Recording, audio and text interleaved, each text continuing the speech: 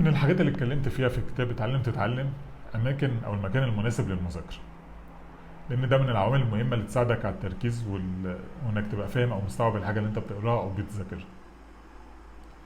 طبعا اهم حاجه ان انت تبعد عن المكان اللي يساعدك على الاسترخاء.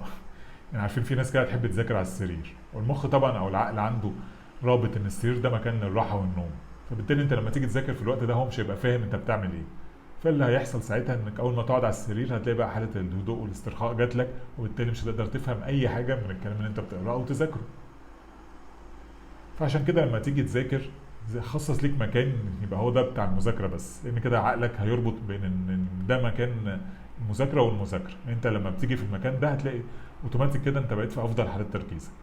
فلو انت عندك اوضه مثلا معينه تخصص فيها مكتب ليك، طبعا المكتب ده يبقى افضل حاجه ان انت تذاكر فيها باستمرار بعد كده.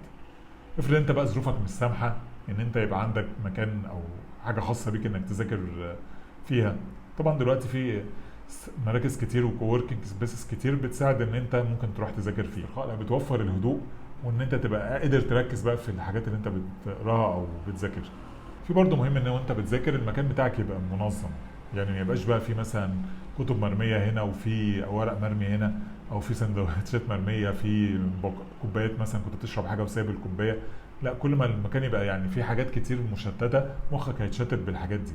فانت خليك حريص ان انت دايما ما يبقاش جنبك وانت بتذاكر غير بس الحاجه اللي انت فعلا محتاجها في المذاكره، كتاب خاص بس للمذاكره يعني بتاعت الماده اللي انت بتذاكرها، ورقه وقلم اللي انت هتستخدمهم في المذاكره وهكذا.